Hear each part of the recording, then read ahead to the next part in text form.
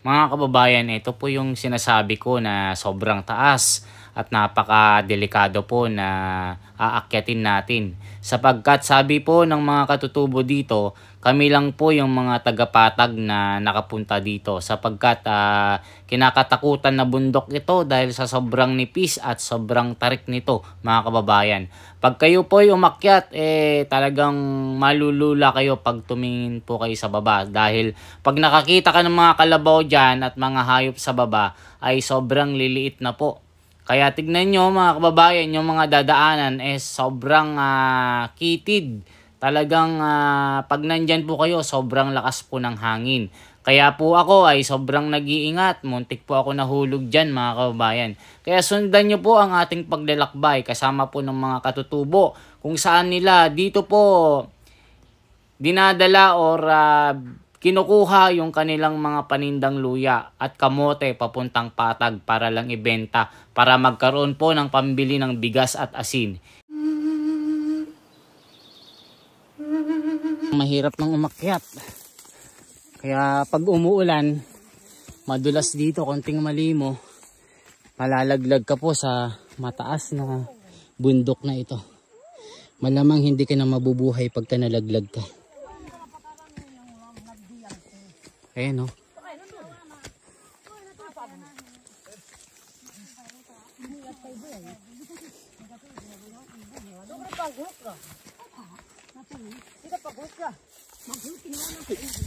Muntikan na ako. Muntikan na tayo malaglag mga kababayan. Kasi naputol yung hinawakan nating puno ng halaman. So konting mali mo lang po dito, talagang manganganib yung buhay mo. Kaya pagka aakyat kayo, isipin nyo muna kung tama yung tinatapakan yung lupa o bato. Kailangan pag tumapak ka po ay matibay yung bato na papatungan ng paa mo.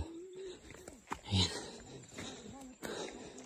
Konting ingat kasi buhay natin yung nakasalalay sa ating paglalakbay. So ayan. Ayan. So, nandito na po tayo sa tuktok ng bundok kung saan matatanaw natin yung mga nagagandahang mga bundok dito. So makikita nyo puro lahar po yan. Nakala nyo adobe. Pero minsan bumabagsak yan sa lupa. So, ayan. Kumusta po kayo, Nay? Kaya pa? Nanay, ilang oras pa tayo? Mga 2 oras po. 2 oras. 2 oras pa. Napagod nawa mo si nanay, nagbuhat kaninang luya. Nasalubong namin sila nanay. Kung ibig sabihin, mag-alas 6 na, kung 3 oras pa, alas 9 tayo nandun. Oo. Ganun kahirap yung Yun. paglalakbay. Yun ang tas pangalawa. Kaya makikita nyo po yung bundok na tinuturo ni nanay. Nakatayong dalawa, yun yung aakyatin. Tapos bababa na konti, aakyatin na naman. Bababa, yun na naman. Ayan mga kababayan. Grabe. Kung makikita nyo po yung tanawin, talagang napakaganda. Malaparaiso po pag nakikita nyo. Kasi punong-puno po ng mga puno na akala mo hindi pa nagagalaw ng tao. Yan po yung dadaanan natin. At sabi nila pag nasa taas ka daw ay makikita mo na po yung buong Tarlac, Pampanga. Yan po yung sabi nila dito.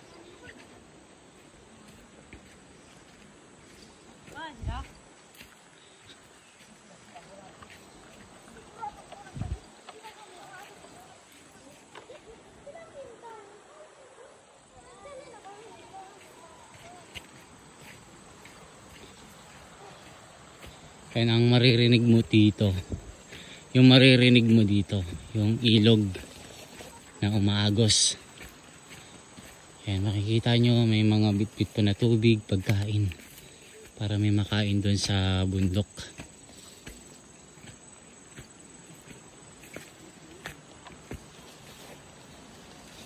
Ayun po yung mga buhay po at kalagayan ng mga kapatid natin dito na Ita.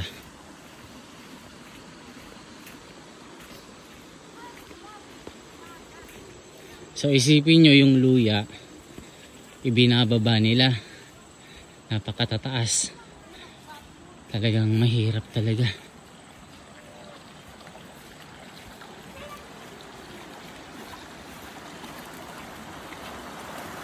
Ayan o, kita nyo po o.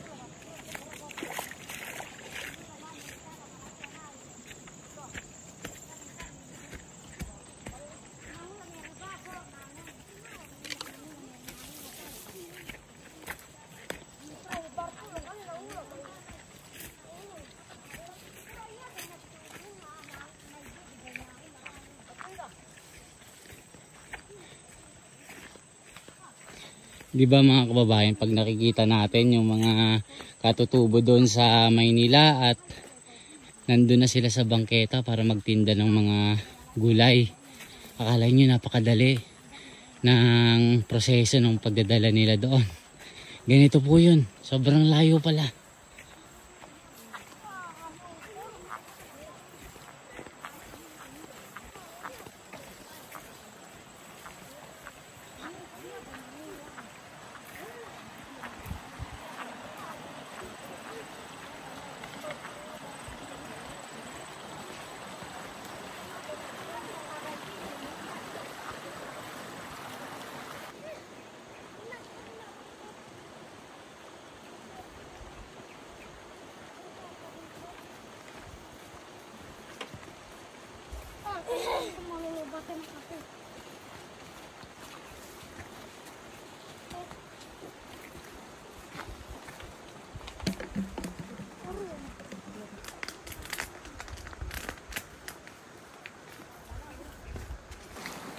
Bali ang oras na po mga kababayan, alas 5:30 ng hapon. So medyo madilim na dito at medyo malayo pa yung ating lalakarin para makapunta tayo sa direksyon na pupuntahan natin. Gaano pa kalayo? Ay, malayo pa. Malayo pa? Paakyat pa sa bangin. May mga 1 oras pa. Ay, gabi tayo. Okay lang, sige tara. Mga alas 9 atang gabi. Abot tayo doon. Grabe, tara na pala. Alas 9 ng gabi pa daw yung yung dating natin. Kaya papaspasan na natin. Mamaya na tayo mag-video. Ayan mga kababayan, dito na tayo sa matirik na bundok. Ang taas po, mga adobe ito. So ito po yung mga nilalakbay ng mga katutubo nating kapatid na Ita. Yan, may kalabaw pa tayong nakikita dito. So sabi ni nanay, alas 9 pa daw tayo makakarating. Grabe. Ayan o, 5:43 na. So ganito po yung paglalakbay na ating nararanasan ngayon dito.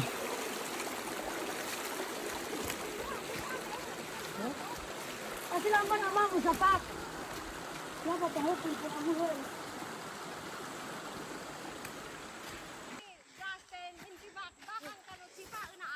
Makuya kanu hikaga tamunde. Ay, ba't na danan tam?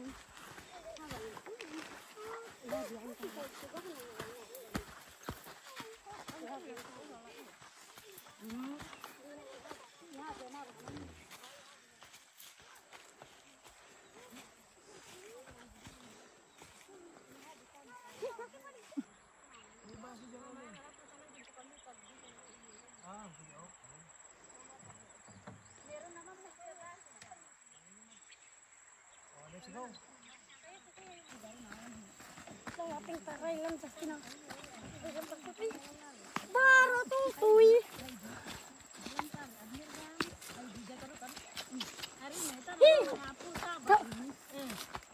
Ito yung dapat ano, yung spike ng chinelas. Tanggal po yung segmenta kami. Ay, asin na ba yung tamang utaw? Ano? Ano muna, bangit ka na. Tatagyan kung pangalan.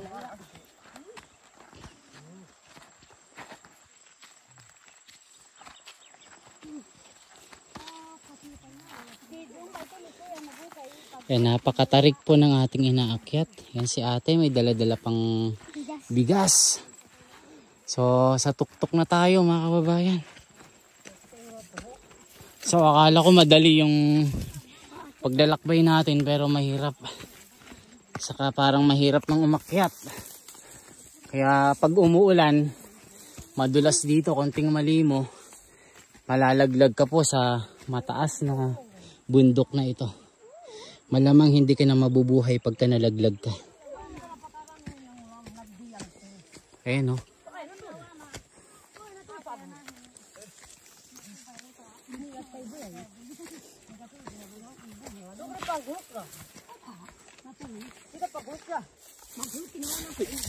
Muntikan na ako. Muntikan na tayo malaglag mga kababayan. Kasi naputol yung hinawakan nating puno ng halaman. So konting mali mo lang po dito, talagang manganganib yung buhay mo. Kaya pagka aakyat kayo, isipin nyo muna kung tama yung tinatapakan yung lupa o bato. Kailangan pag tumapak ka po ay matibay yung bato na papatungan ng paa mo. Ayan. Konting ingat kasi buhay natin yung nakasalalay sa ating paglalakbay. So ayan. Ayan. So, nandito na po tayo sa tuktok ng bundok kung saan matatanaw natin yung mga nagagandahang mga bundok dito. So makikita nyo puro lahar po yan. Nakala nyo adobe. Pero minsan bumabagsak yan sa lupa. So, ayan. Kumusta po kayo, Nay? Kaya pa? Kaya pa? Sanay naman. Nanay, ilang oras pa tayo? Mga 2 oras po. 2 oras. 2 oras pa. Napagod nawa mo si nanay, nagbuhat kaninang luya. Nasalubong namin sila nanay. Kung ibig sabihin, mag-alas 6 na, kung 3 oras pa, alas 9 tayo nandun. Oo. Ganun kahirap yung Wala, paglalakbay. Yun ang akyat, tas pangalawa. Kaya makikita nyo po yung bundok na tinuturo ni nanay. Nakatayong dalawa, yun yung aakyatin. Tapos bababa na konti, aakyatin na naman. Bababa, yun na naman. Ayan, mga kababayan.